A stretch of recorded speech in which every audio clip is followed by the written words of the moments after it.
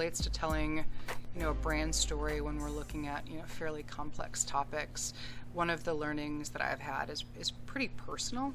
I feel as though I've stepped into the role of a translator.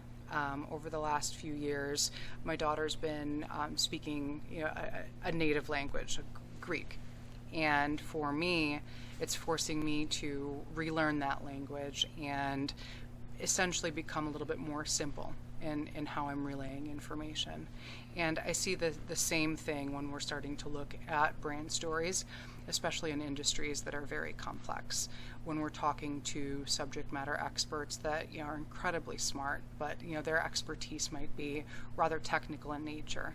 How do we reshift that conversation? How do we start using different words that are more broadly applicable? So from my standpoint, a lot of how I've looked at storytelling has come from children's books.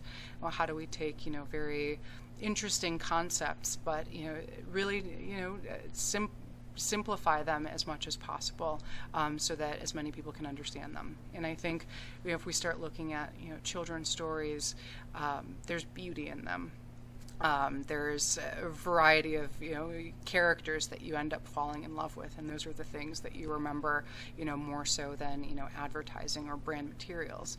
And I think as much as marketers and content marketers, we can start looking at different types of stories, not necessarily what other organizations are doing, but what the entertainment industry is doing, what children's books are doing. I think we could learn a lot from it.